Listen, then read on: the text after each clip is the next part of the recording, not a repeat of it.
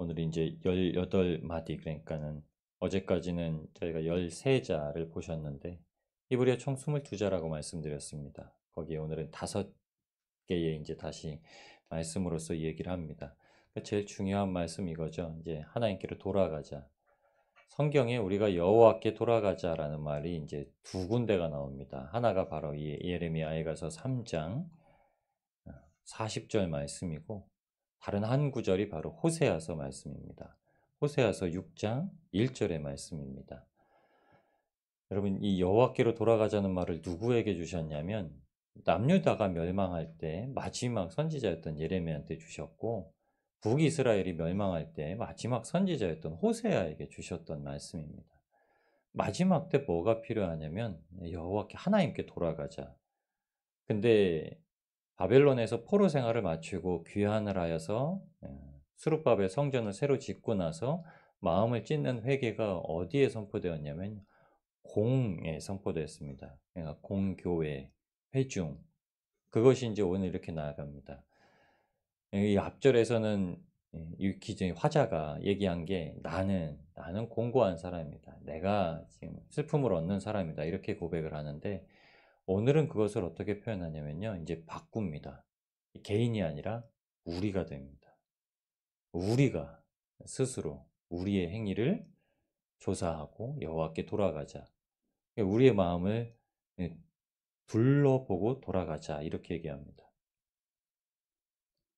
40절의 말씀이 그래서 50절과 연결이 됩니다. 여호와께서는 하늘에서 살피시고, 우리는 우리의 행위를 이 땅에서 조사해야 되고, 하나님은 우리가 그렇게 조사하는 행위, 또한 조사하지 못한 행위들을 하늘에서 감찰하고 계시다 라고 얘기를 합니다.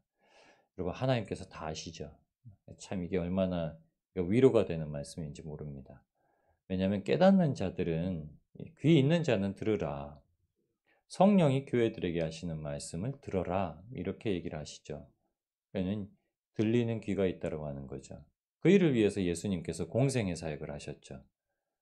눈먼 자에게 눈을 뜨게 하시고 귀 안 들리는 자에게 귀를 열어주셨습니다.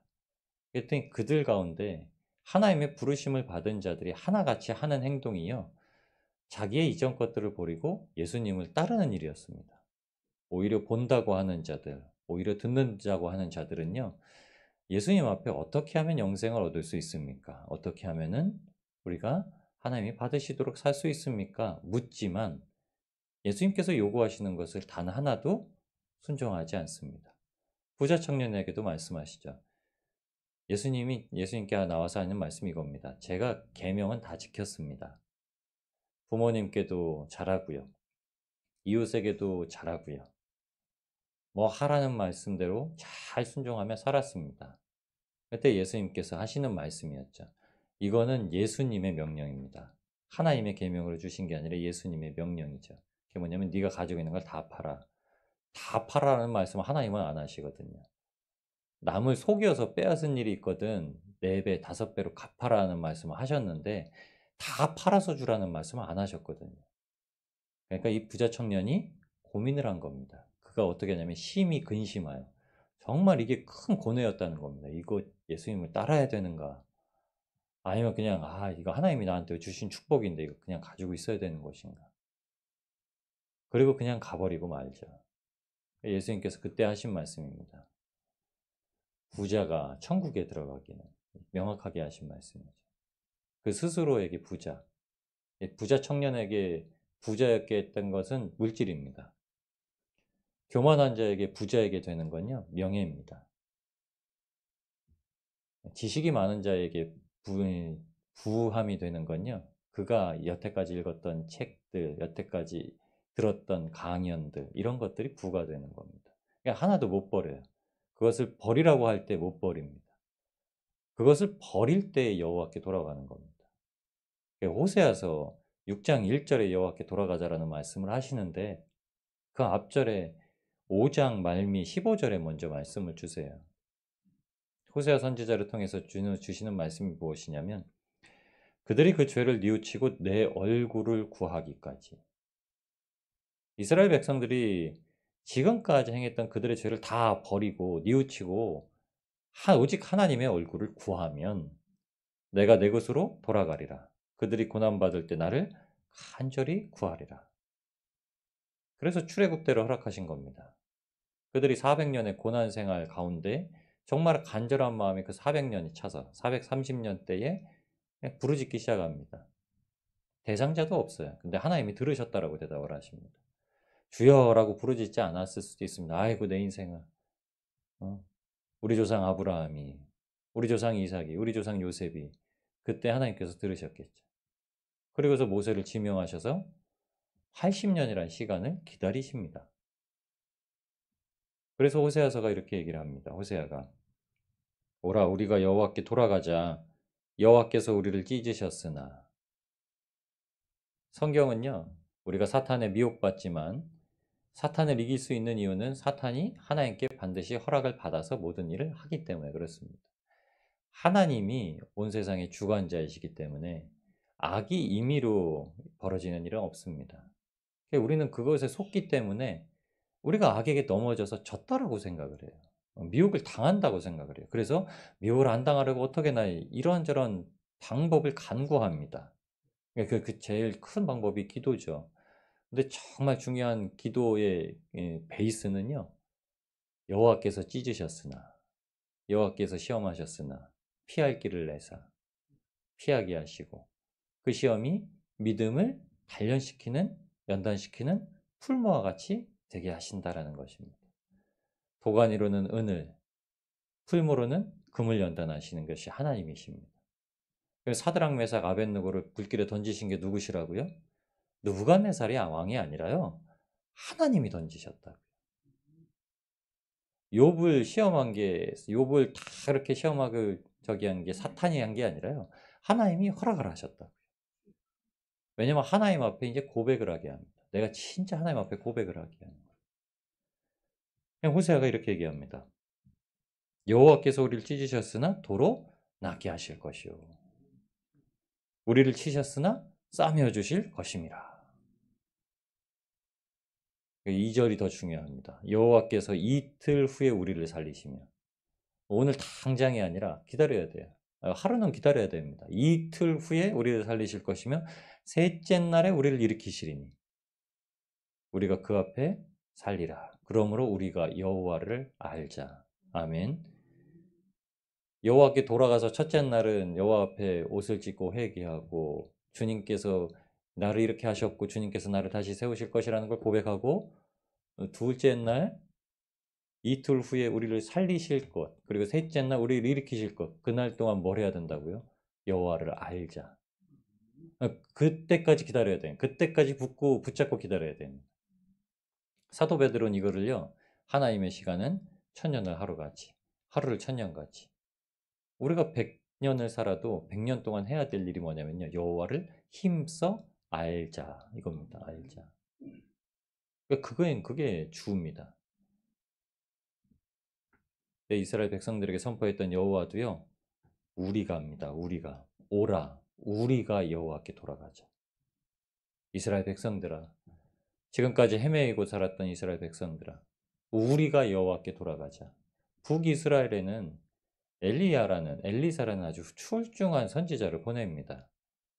엘리야를 통해서 바알과 아세라를 섬기던 아합의 집에 하나님께 제단을 다시 수축하고 예배를 수축하고 하나님께서만 응답하신다는 걸 보여주십니다. 그래서요. 엘리야가 바알 신은 안 무섭고 아세라 신은 안 무서워요. 이거 아무것도 아니고 우상이다라는 거예요. 근데 이세벨은 무서워해요. 이세벨은 눈앞에 보이니까 진짜 무서운 거예요. 사람이니까. 귀신보다 무서운 게 사람이라고 그랬죠. 영적 존재보다 사람 더 두려워하는 게 그리스도인들이 더 두려워하는 게 실질적으로 뭐냐면요. 사람입니다. 사람. 귀신도 안 두려워해요. 그리스도인은요. 그러니까 마태복음 10장 28절에 예수님께서 하신 말씀입니다. 육신을 죽이는 사람들을 두려워하지 마라. 그리고 귀신도 두려워하지 말라고 하신 게 귀신도 두려워하지 말라고 하시지 않고요. 오직 우리의 영육을 지옥에 보내실 수 있는 하나님을 두려워하라. 우리 죽이실 수 있다는 게 아니라 우리의 최종 목적지를 어디로 판결 내시는 그 심판자를 두려워하라 이렇게 얘기를 합니다. 오늘 예레미야가 이렇게 이제 얘기하는 거예요. 하나님께서 우리를 보시니 우리가 우리 스스로를 이제 조사하고 여호와께 돌아가자. 여기 첫 번째 쓰이는 이제 14번째로 쓰이는 낱말이 이제 생명이라는 뜻을 가진 눈입니다. 생명. 지금 우리 생명이 어떻게 되었는가 보자라고 얘기를 하는 거죠. 왜냐하면 하나님께서 진노로 가리셨다. 우리에게 긍휼을 베풀지 아니하신다. 우리가 기도를 상달되지 못하게 하신다. 하나님께서 구름으로써 우리 영광을 비춰주셨던 그 모습을요, 이제 구름으로 하나님 앞에 드려야 될 모든 걸 다 가리우신다. 그게 뭐죠? 화자는 하나님께로부터 다 하나님이 우리에게 막으셔서, 하나님이 길을 막으셔서 우리가 주님 앞에 나아가지 못하는. 그러니까 우리가 무슨 문만 열면 되죠? 악과 싸워서 이기는 건요, 우리를 미혹하여서 떨어지게 하는 거예요. 우리를 하나님을 바라보지 못하게 하려는 상태를 넘어서는 거죠. 거기에만 치중하는 게 아닙니다. 이 사단마귀 악한 영들 불신자들과 싸워서 그것을 이기려는 것만 치중하는 게 아니라 그것을 하다가 정작 하나님을 만나게 하시는 은혜를 잊어버리고 사는 것을 조심해야 합니다. 정말 중요한 최종 목적지를 위해서 향해 가다가요, 그 다른 것에 집중하다 보니까 그것에만 빠져 살게 되는 경우가 있어요. 그러니까 은혜에만 치중을 합니다. 은혜의 목적은요, 하나님을 알게 하시는 거예요. 그 은혜를 사모하는 이유는요, 하나님을 만나기 때문입니다. 그러니까 우리가 처음에 은혜라고 여겨졌던 것들이 나중엔 은혜라고 여겨지질 않습니다. 그거는 하나님을 만나는 순간 은혜가 되었다라고 여기는 겁니다. 사도 바울이 그걸 고백한 겁니다. 제일 중요한 게 뭐예요? 우리가 주님 앞에 기도해서 주님이 기도를 받으신다라는 것이 은혜가 된다는 거예요. 내가 지금 하나님 앞에 하나님의 영광과 하나님의 나라와 하나님의 의를 구하는데 하나님께서 내 길을 받으시고 여전히 부족하고 연약한 가운데 나를 신앙인으로 세우신다. 나를 신자로 세우시고 나를 그리스도인으로 세우셔서 살아가게 하신다. 이게 예레미야가 우리라고 말하는 겁니다. 우리, 공동체. 우리가 가장 많이 하는 말씀이 뭔지 아시나요? 초대교회. 초대교회. 초대교회는 어떤 상태인지 아시죠? 그들이 있는 것을 다 사도들의 발 앞에 두어서 먹을 것이 없는 자들이 먹을 것을 놔두고 날마다 집에서 떡을 떼며 날마다 성전에서 모이기를 힘쓰며 날마다 기뻐하며, 그 말씀이 무엇이냐면요, 말씀을 가지고 서로 교제하고 세상에서 내가 세상의 삶 속에서 어떤 은혜를 받았는지 그 말씀으로 어떻게 내 신앙을 붙들고 살았는지를 나눴다는 겁니다. 사도행전의 사도들의 첫 번째 초대교회가 부흥하여서 세상 땅끝까지 복음이 전해지기 시작하는 역사를 보여주시는데 거기에 이렇게 나옵니다. 회사 가서 정말 그 인간 때문에 너무 힘들었어. 아, 진짜 내가 못 살겠어. 이런 말을 사도행전에 한 번도 쓰질 않아요. 우리는 초대교회로 돌아가자고 하는데 절대 초대교회로 돌아가고 있지 않습니다. 우리는 여전히 삶에서 은혜는 제거해버린 그냥 삶의 얘기를 나눌 때가 많습니다. 근데 그게 아니라는 거예요. 우리는 누구냐? 예레미야가 말하는 우리는 누구냐? 우리는 구원받은 하나님의 사람들.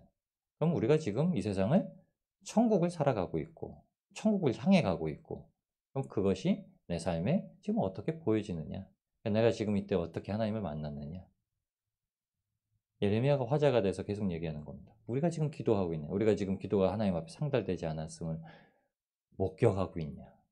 그래서 원수가 입을 벌리고 우리를 대적하여서 삼키려고 하는 것이 지금 보여지고 있느냐? 영의 눈이 떼야 보이죠.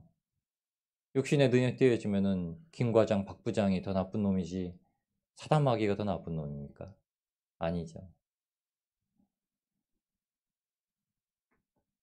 49절 말씀에 내 눈에 눈물이 흐르는 눈물이 그치지 아니하고 쉬지 아니하며 여호와께서 하늘에서 살피시고 돌아보실 때까지, 언제까지 우리가 하나님 앞에 기도를 붙들어서 하나님께서 그 구름으로 가리우신 걸 거두시고 그 영광의 구름을 우리에게 씌우실까? 그때까지 눈물이 그치지 아니하며. 그 우리입니다. 우리. 성전이라는 것과 직접적으로 이제 연관이 된 이스라엘 백성들, 우리에게 그걸 주셨다. 그럼 바벨론 70년의 기간은 어떻게 할까요? 울며 애통하는 기간이니까요. 그때는 집을 짓고 먹고 살아라, 자녀를 낳고 살아라. 70년의 기한이 차기까지. 인생을 고스란히 사는데 잊지 말자는 거죠. 여호와를 힘써할 자. 둘째 날에 우리를 살리시고 셋째 날에 우리를 일으키실 것. 그러니까 또 여호와께 돌아가자. 우리가 말씀으로 돌아가고 말씀을 붙들고 사는 이유가 궁극적인 목적이 이겁니다.